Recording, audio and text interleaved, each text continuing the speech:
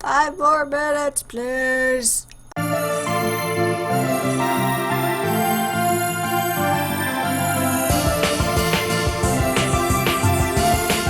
Greetings and salutations, viewers. I'm StarPrincessHLC, coming at you with another review of this strange moe-style anime with a bit of a zombie apocalypse twist thrown in. School Live. This is now episode 3 of the 12-episode series of this strange and unusual story of a girl trying to cope with the zombie apocalypse. It's weird, it's funny, it's silly, it's kind of entertaining, and it's dark at the same time. So I will have a link in the description below of the full series on Crunchyroll where you can watch it at your leisure without my silliness interrupting. And again, major spoilers for the series as we continue forward into this. So with that, let us begin. Something bad's about to happen, isn't it?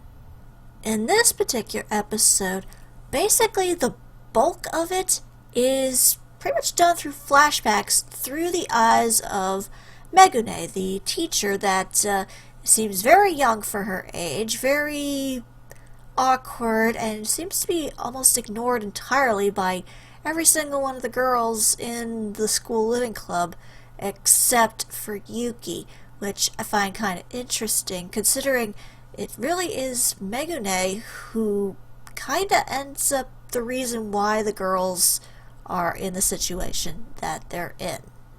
You know, again, for a teacher, you look awfully young.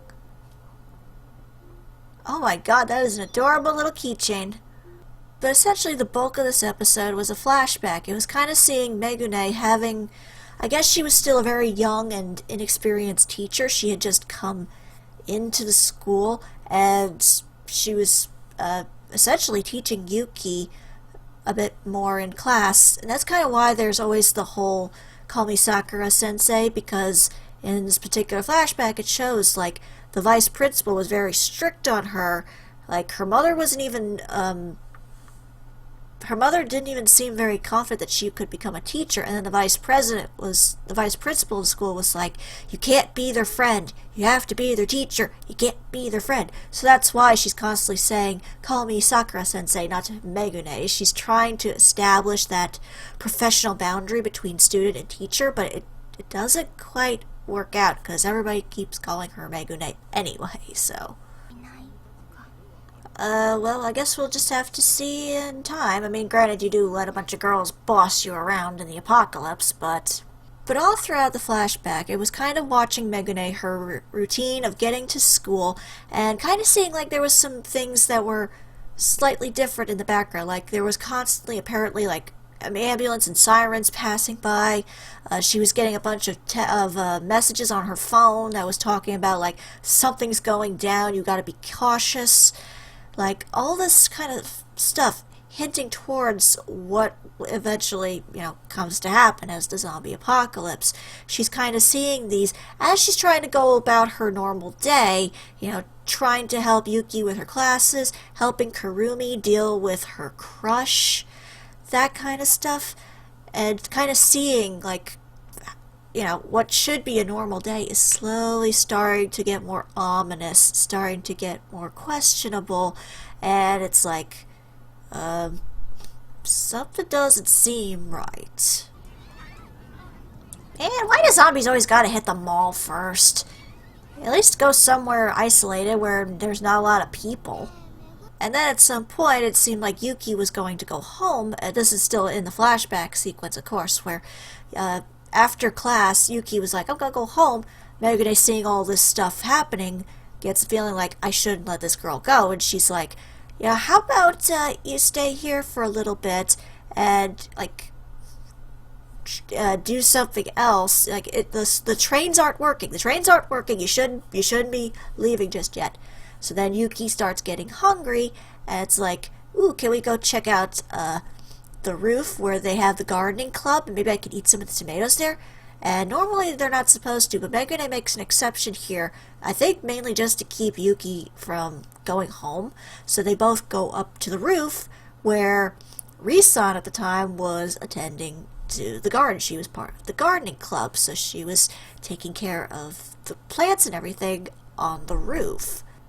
That's quite a weird way to say it. I'm just gonna observe the gardening club so I can totally eat their tomatoes. Oh, hello.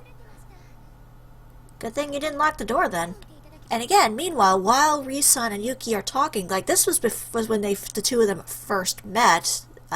During this whole little exchange, Megune's still checking her phone and constantly being like, "Oh boy, something doesn't seem right. Something doesn't seem right." And of course, they look out, and all of a sudden, like, all hell breaks loose. Kurumi comes charging in, carrying her senpai, essentially, who had been bitten, up to the roof. She was getting calls from some of the teachers saying, like, "No, don't go anywhere. Stay on the roof. Don't get out."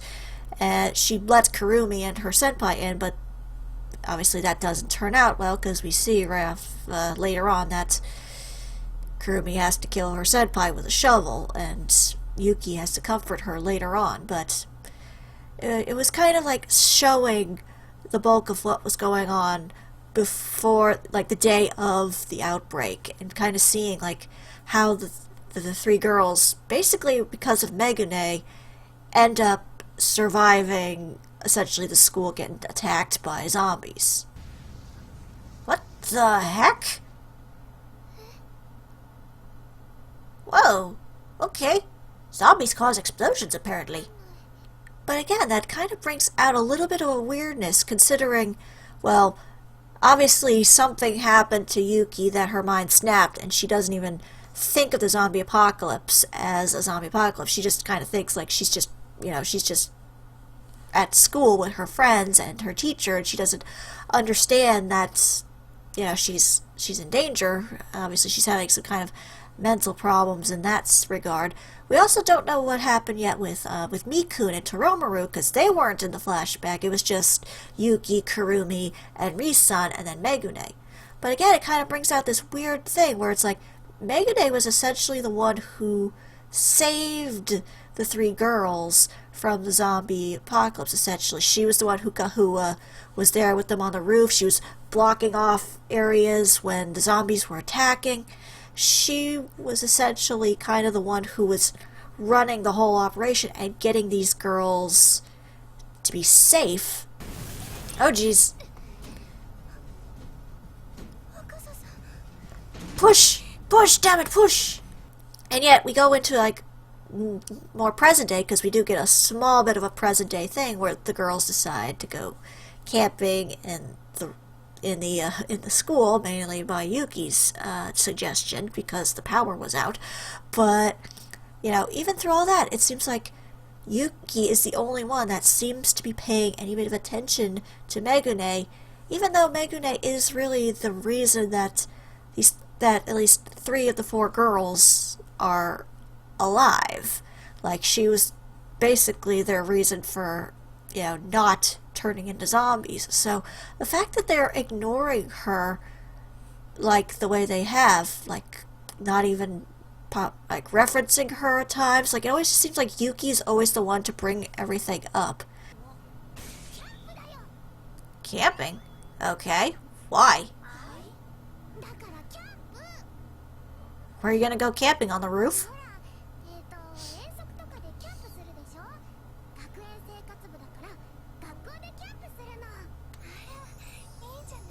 Don't encourage her. And I'm starting to get a little suspicious that there's more going on with Megune than meets the eye. Like, I wouldn't be in the least bit surprised if it is like Megune is just like another one of Yuki's figments, and the real Megune died off long ago. I bet you that's going to be the twist. I don't know yet, but I wouldn't be surprised if that's the twist with the way that they've been kind of treating Megune throughout this whole thing, considering she's the reason that the girls are alive. I'd say you're more than their teacher now. I'd say you're their best friend, because you're keeping them partially sane. But overall, it really was mainly just a flashback sequence with just a small little bit of camping later on where the girls were talking about how much they loved their teacher. with, again, Miku kind of going like, you really love your teacher, almost acting like she doesn't know what's going on. So I am starting to get a little suspicious.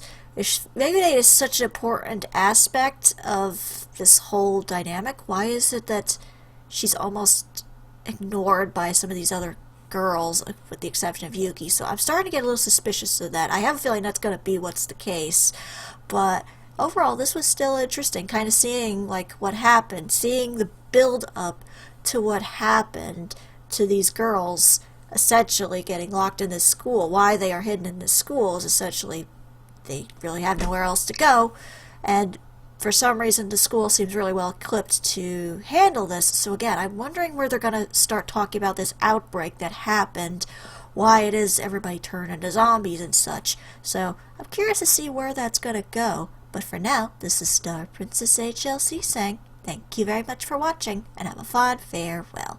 And let me know in the comments below what you would like to see me review next. Bye bye!